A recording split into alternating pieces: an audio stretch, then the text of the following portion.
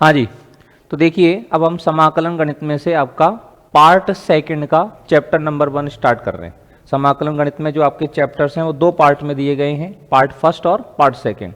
तो part second का जो पहला चैप्टर है उसको अपन लोग स्टार्ट कर रहे हैं, जिसका नाम है आपका बीटा तथा गामा फलन। बीटा तथा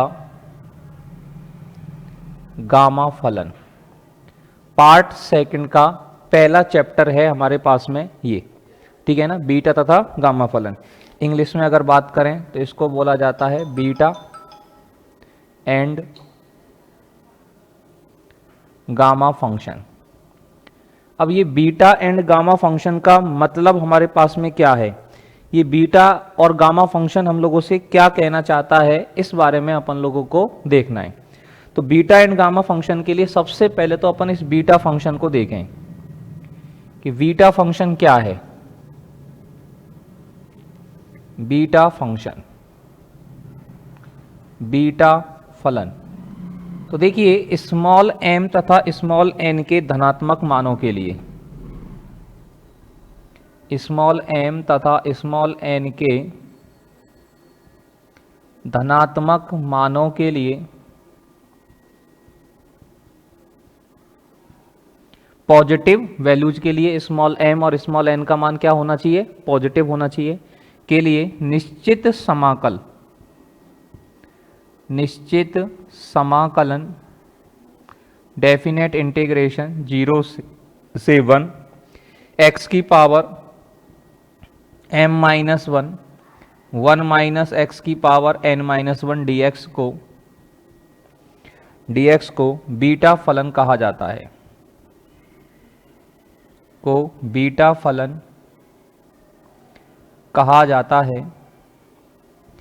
इसे आयलर का प्रथम समाकल भी कहते हैं।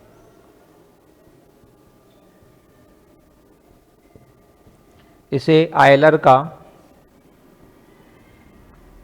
प्रथम समाकल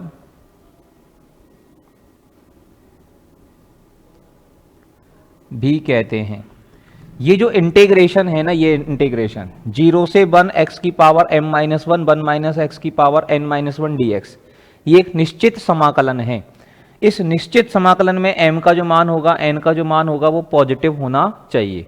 तो इस डेफिनेट इंटीग्रेशन को, इस निश्चित समाकलन को किस नाम से जाना जाता है, बीटा फलन के नाम से जाना जाता है, जिसे हम लोग क्या भी कहते हैं, आयलर का प्रथम समाकलन भी कहते हैं, यूलर्स फर्स्ट इंटीग्रल भी इसको कहा जाता है।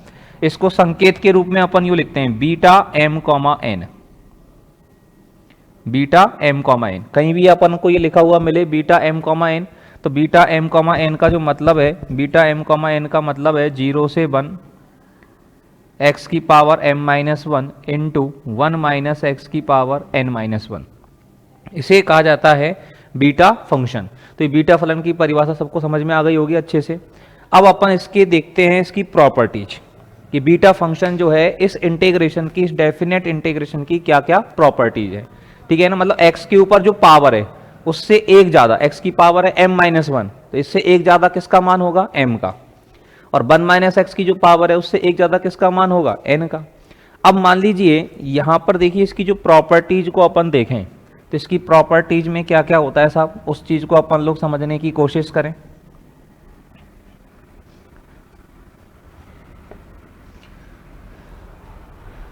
प्रॉपर्टीज में इसकी सबसे पहली प्रॉपर्टी है,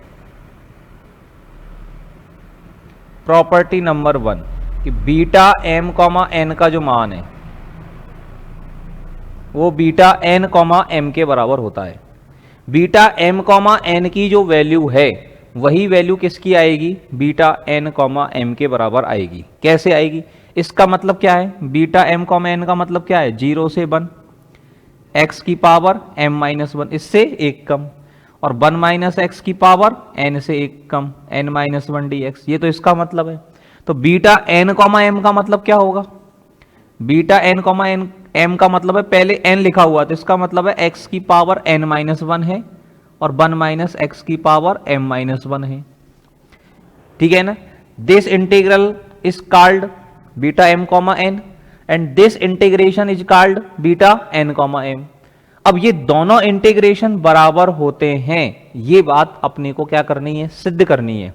तो सिद्ध करने के लिए हमने इसमें बीटा एम कॉमा एन बराबर लिखा कि बीटा एम कॉमा एन बराबर क्या होता है, 0 से 1 एक्स की power m minus 1 into 1 minus x की power n minus 1 d x.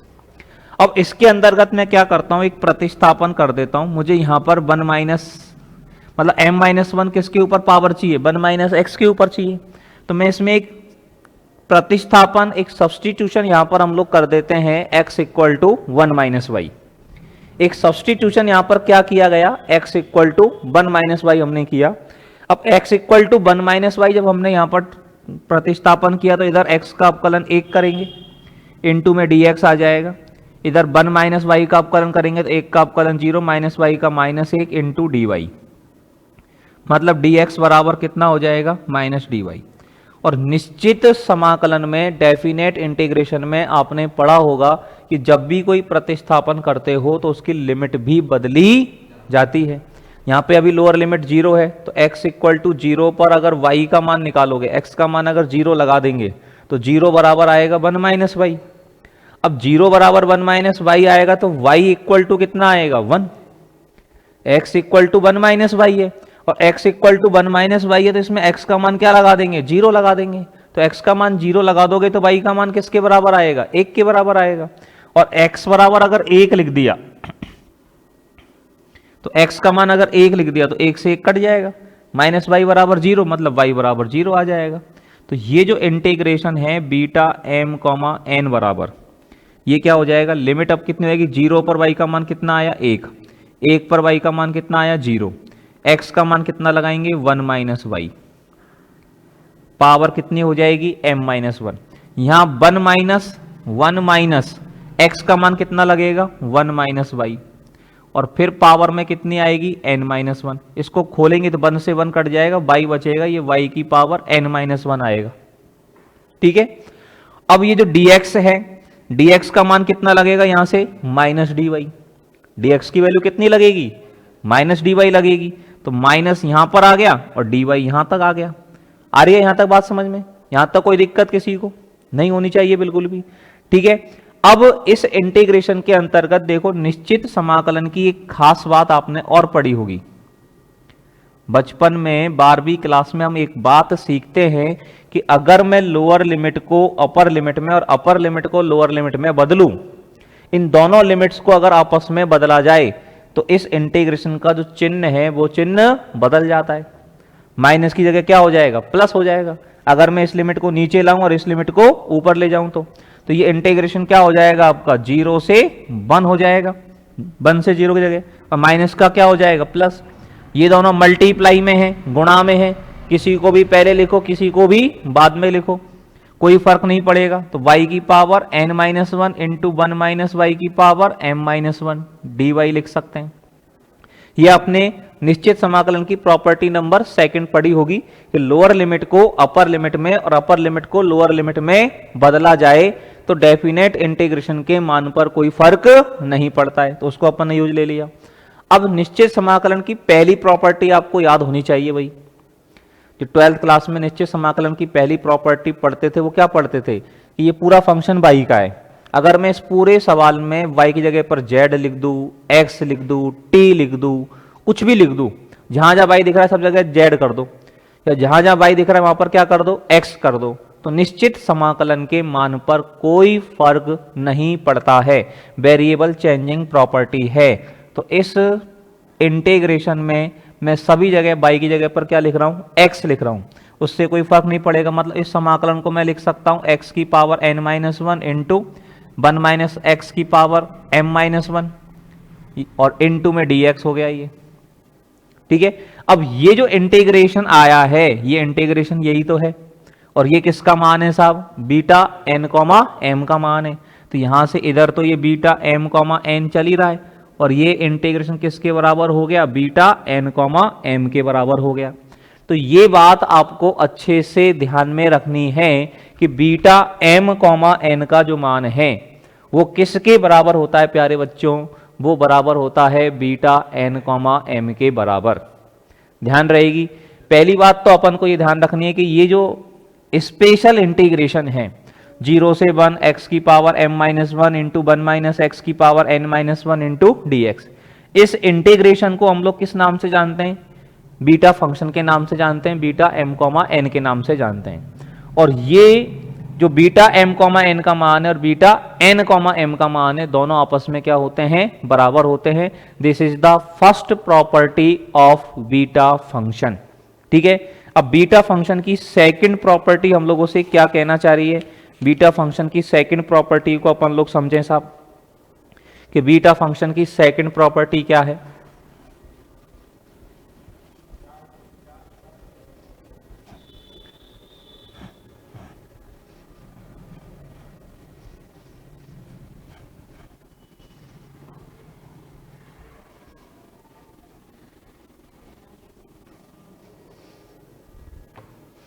Beta function की प्रॉपर्टी नंबर सेकंड अपन देखें तो सेकंड प्रॉपर्टी है कि बीटा m कॉमा n को ऐसे भी लिखा जा सकता है साहब, 0 से इंफिनिटी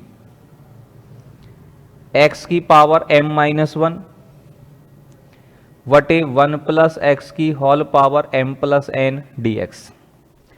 मतलब ये जो थर्ड प्रॉपर्टी है वो ये कहना चाह रही है कि ये जो इंटीग्रेशन है ना, इसका नाम भी बीटा m कॉमा n है। बीटा m कॉमा n इस इंटीग्रेशन के बराबर भी होता है। ये बात अपने को यहां पर सिद्ध करनी है। कैसे सिद्ध करेंगे जरा देखो। हम जानते हैं, वी नो दैट, क्या जानते हैं? हमने तो एक बात सीखी है कि बीटा m कॉमा n जो होता है, बीटा m कॉमा n का मान अपन ने क्या सीखा है? जो इसका स्टैंडर्ड फॉर्म है, जो इसका मानक समाकलन है वो क्या है? वो है 0 से 1। पहले m है तो x की पावर m माइनस वन, फिर n है तो 1 माइनस एक्स की power n minus one dx। इस समाकलन को कहते हैं beta function beta m comma n। अब हमें ये बताना है कि ये जो समाकलन है ना, ये जो इंटीग्रेशन है ना बच्चों, ये इंटीग्रेशन इस इंटीग्रेशन के बराबर भी है। ये बात अपन को सिद्ध करनी है। तो इस समाकलन को इस फॉर्मेट में लाने के लिए इसमें एक काम कर, मुझे बटे में 1 प्लस एक्स का फॉर्मेट लाना है। तो यहां x इक्वल टू ट्रांसफर कर दो y अपॉन 1 प्लस वाई। यहां पर क्या प्रतिस्थापन कर दें? एक प्रतिस्थापन मैंने यहां पर किया, x equal to y upon 1 plus y. अब ये प्रतिस्थापन करने से क्या होगा जरा वो देखते हैं। जब हम प्रतिस्थापन कर रहे हैं तो मुझे dx का मान dy के रूप में निकालना पड़ेगा। निकालो साहब, dx बराबर, इसका अवकलन करेंगे अंश बटे हर से, बटे में आएगा हर का स्क्वायर, डिनोमिनेटर का स्क्वायर 1 प्लस वाई, ऊपर हर ऐसे के ऐसे ही 1 प्लस वाई, अंश का अवकलन 1 वाई का, बीच में माइनस अंश ऐसे के ऐसे ही वाई, और हर का अवकलन 1 प्लस वाई का 0 प्लस 1, तो वाई आ जाएगा, वाई से वाई कट जाएगा, तो dx बराबर आ जाएगा y अपॉन 1 प्लस वाई का whole square into d y. ठीक है, dx का जो मान यहां पर आएगा, dx की वैल्यू क्या आएगी? y upon 1 plus y, sorry y से वाई तो कट गया ना, 1 अपॉन आएगा, ये 1 प्लस वाई है और माइनस वाई है, ऊपर क्या बन रहा है? 1 प्लस वाई माइनस वाई, तो वाई से वाई कट गया, 1 upon 1 plus y square d y. अब निश्चित समाकलन में हमने प्रतिस्थापन किया है तो लिमिट बदलनी पड़ेगी। तो पहले हमारे पास x का मान 0 है, x बराबर 0 पर x का मान अगर 0 लगा देंगे यहाँ तो y अपॉन 1 प्लस वाई का मान क्या आएगा? 0, ये y बराबर 0 आ जाएगा। और x का मान अगर 1 लगा दें साहब, x बराबर 1 पर x का मान यहाँ 1 लगा दिया, तो 1 लगा दिया तो क्या हो जाएगा साहब? 1 बराबर हो गया y अपॉन 1 प्लस वाई। अब अपने को ये देखें कि ये जो लिमिट है ये y अपॉन 1 प्लस वाई ये 1 के बराबर आएगी, तो ये मान 1 के बराबर कब आ सकता है? अगर मान लो क्रॉस मल्टीप्लाई कर दिया ना अपन ने, तो 1 प्लस वाई बराबर वाई आ गया, और 1 प्लस वाई बराबर मान लो क्रॉस मल्टीप्लाई कर दो 1 प्लस वाई बराबर वाई आ गया, तो वाई से वाई तो कट गया, 1 बराबर 0 आ गया। ये तो मतलब ये जो लिमिट है ना, इसमें अगर ध्यान से देखें ये अपने पास हुआ तो ये 1 बराबर होता है, इसको मैं लिख सकता हूं limit y tending to infinity y upon 1 plus y. मतलब इस y upon one plus y की लिमिट लोगे ना अब बाई टेंडिंग टू इन्फिनिटी पर, तो ही ये मान किसके बराबर आएगा, 1 के बराबर आएगा। अब बाई टेंडिंग टू इन्फिनिटी पर लिमिट कैसे सॉल्व करते हो आप, ऊपर बाई है नीचे से बाई कॉमन ले लो।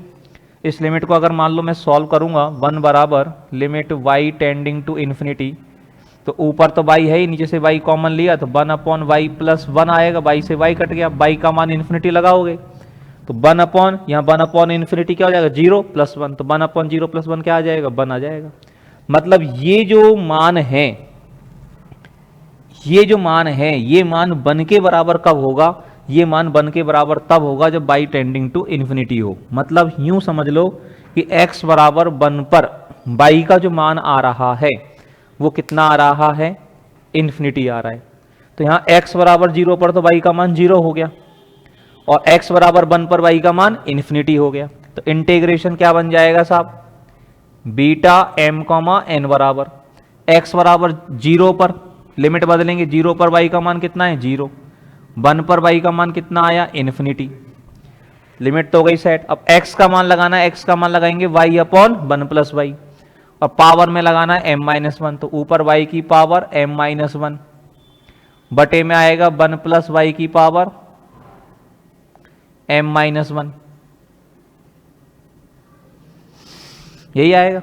इसमें लगाएंगे x का मान 1 माइनस एक्स का मान y upon 1 plus y, whole power में कितना आएगा n माइनस 1, और dx का जो मान लगेगा, dx का मान कितना लगेगा 1 upon 1 plus y square, 1 upon 1 plus y square d y, ये अपने पास dx का मान लगेगा।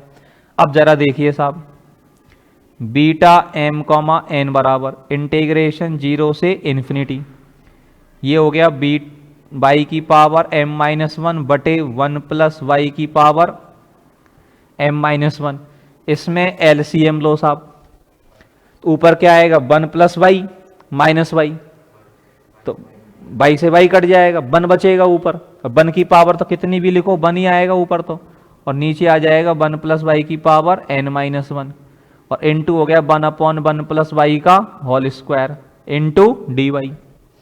अब देखो इन सब का आधार समान है, मल्टीप्लाई में है, आधार समान हो मल्टीप्लाई में हो तो घातें जुड़ जाती है कि नहीं, तो जोड़ दो साहब।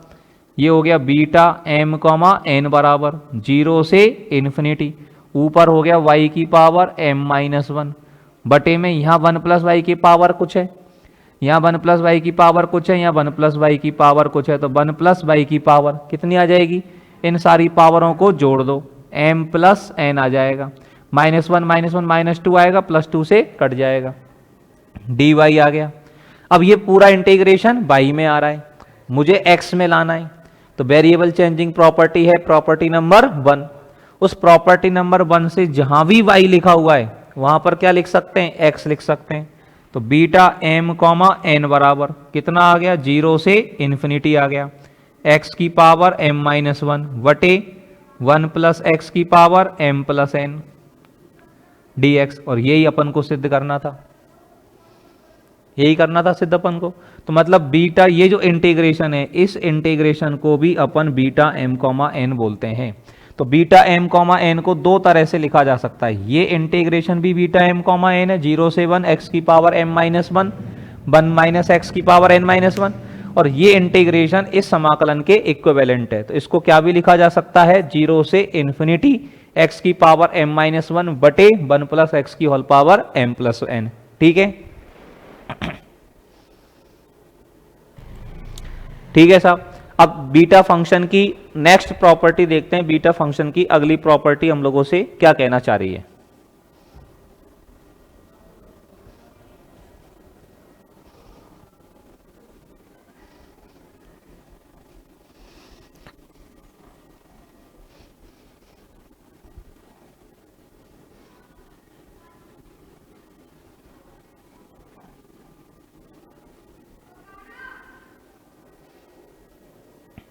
प्रॉपर्टी नंबर 3 है बीटा फंक्शन की, बीटा m कॉमा n जो है ये इसके बराबर भी होता है साहब, 2 0 से पाई बाई 2 साइन की power 2m minus 1 theta cos की पावर 2n-1 थीटा। ये जो इंटीग्रेशन है ना आपका बीटा m कॉमा एन बराबर 0 से π/2 साइन की power 2m-1 theta into cos की power 2n-1 into theta d theta, ये इंटीग्रेशन भी किस नाम से जाना जाता है? बीटा m कॉमा एन के नाम से जाना जाता है। क्यों होता है साहब? इसको प्रूफ करें अब। बीटा m कॉमा एन बराबर क्या पढ़ा है हमने? 0 से 1 x की पावर m-1 और 1 माइनस एक्स की power n-1 dx। Main integration तो यही है। अब मुझे देखो यहां पर x की जगह ये लाना है, ये चीज आपको दिख रही है, साइन कॉस दिख रहे हैं, तो यहां पर x इक्वल टू है ना, अपन मान लेते हैं साइन स्क्वायर थीटा। इसके लिए यहां पर प्रतिस्थापन कर दो, x बराबर कितना? Sine square theta. अब x बराबर साइन स्क्वायर थीटा लगा दें तो इधर x का अवकलन 1 हो जाएगा dx, साइन स्क्वायर थीटा का अवकलन करेंगे तो क्या हो जाएगा? 2 sine theta cos theta d theta. Limit बदलनी पड़ेगी, x का मान अगर 0 लगाएंगे, x का मान 0 लगा दिया तो x बराबर 0 पर साइन स्क्वायर थीटा बराबर 0 हो जाएगा, और साइन का मान 0 कहां पर होता है? 0 पर। इसका मतलब x बराबर 0 पर थीटा का जो मान आएगा वो किसके बराबर आएगा? 0 के बराबर आएगा। ठीक है ना? x इक्वल टू 0 पर थीटा बराबर 0, x इक्वल टू 1 पर निकालें लोअर लिमिट, x का मान यहाँ 1 लगाएंगे तो ये हो जाएगा साइन स्क्वायर थीटा बराबर 1। साइन स्क्वायर थीटा बराबर 1 जब आपके पास हो जाएगा तो यहाँ से थीटा बराबर कितना आ जाएगा? π/2। साइन का मान 1 कब होता है? साइन का मान 1 होता है π/2 पर। साइन की वैल्यू 1 कब होती है? π/2 पर। तो साइन स्क्वायर थीटा बराबर 1, तो थीटा बराबर कितना हो गया? π/2 हो गया। ठीक है ना? अब थीटा बराबर जब π/2 आपके पास हो गया, लिमिट बदल गई, सारा काम हो गया, तो इसमें मान लगाना शुरू करो। बीटा m कॉमा एन बराबर, नई लिमिट क्या हो गई? 0 पर कितना मान आया? 0। 1 पर कितना मान आया? π/2। x का मान कितना लगाएंगे? Sine square theta. Sine square theta मतलब साइन थीटा का स्क्वायर, और इसके ऊपर पावर कितनी है? m-1। साइन स्क्वायर थीटा का मतलब क्या होता है? साइन थीटा का होल स्क्वायर, और उसकी पावर कितनी है? n-1। यहां x का मान लगाएंगे साइन स्क्वायर थीटा, तो ये क्या आएगा? 1 minus sine square theta. 1 minus sine square theta क्या हो जाएगा? कॉस स्क्वायर थीटा, और कॉस स्क्वायर थीटा का मतलब हो गया कॉस थीटा का होल स्क्वायर, और उसकी पावर कितनी आएगी? n-1। और dx का मान कितना है? dx का मान है 2 sine theta cos theta, 2 sine theta cos theta d theta. Solve करो साहब इसको। बीटा m कॉमा एन बराबर, ये जो 2 है ये तो बाहर आ गया, लिमिट हो गई 0 से π/2 तक। अब देखो साइन की पावर कितनी हो जाएगी? साइन थीटा की पावर चेक करें, ये दोनों पावरों के बीच में ब्रैकेट है, दोनों घातें जुड़ जाएंगी, दोनों घातें गुणा हो जाएंगी, तो 2 को m-1 से गुणा करोगे तो ये आएगा 2m-2, और साइन थीटा की एक घात यहां भी है, तो आधार समान होने पर घातें जुड़ जाती हैं, तो प्लस कितनी हो जाएगी? 1।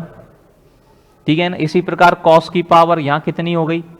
कॉस थीटा की पावर 2n-2, दोनों गुणा होंगे, और एक कॉस की पावर ये रही +1 डी थीटा। सॉल्व करके लिखो साहब, बीटा m कॉमा एन बराबर 2 0 से π/2। अब साइन थीटा की पावर 2m-1 बचेगा, साइन थीटा की पावर 2m-1 मतलब साइन की पावर 2m-1 थीटा, यूं बोल सकते हैं। ये कॉस थीटा की पावर कितनी हो गई? 2n-1, इसको बोल सकते हैं कॉस की power 2n-1 theta d theta. तो बीटा m कॉमा एन को ऐसे भी लिखा जा सकता है। तो ये बीटा m कॉमा एन की 3 स्पेशल प्रॉपर्टी अपन ने यहां पर पढ़ी। समझ में आई सबको यहां तक? यहां तक किसी तरह की कोई परेशानी हो तो बोलें भाई, नहीं है किसी भी तरह की कोई दिक्कत? अब देखिए यहां पर हमने क्या क्या चीजें पढ़ी, एक बार दोबारा से इन तीनों प्रॉपर्टीज को देखें। ये तो मैंने तीनों प्रॉपर्टियों के अलग अलग आपको डेरिवेशन समझाए कि कौन मान कैसे कैसे बराबर होता है।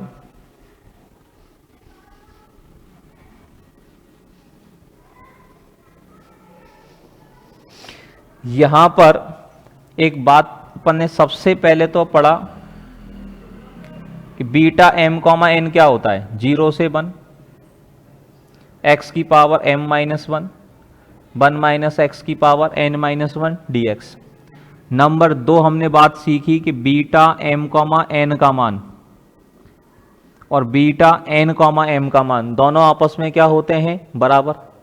ठीक है ना, क्यों होते हैं बराबर, इसका प्रूफ अपन ने देख लिया। फिर अपन ने सीखा कि बीटा m कॉमा एन को ऐसे तो लिखते ही हैं, इसको कैसे भी लिख सकते हैं, 0 से इन्फिनिटी x की पावर m माइनस 1 बटे 1 प्लस एक्स की power m plus n dx। ये जो इंटीग्रेशन होता है, ये इंटीग्रेशन भी बीटा m कॉमा एन के बराबर होता है। ठीक है, और नंबर 4 हमने पढ़ा कि बीटा m कॉमा एन को हम कैसे भी लिख सकते हैं, 2 0 से π/2 साइन की power 2m minus 1 theta cos की पावर 2n माइनस 1 थीटा। ये बीटा फंक्शन की स्पेशल बातें थी जो हमने यहाँ पर सीखी। तो ये बीटा फंक्शन आपको सभी को अच्छे से समझ में आ जाना चाहिए, यहाँ तक किसी को कोई दिक्कत नहीं होनी चाहिए।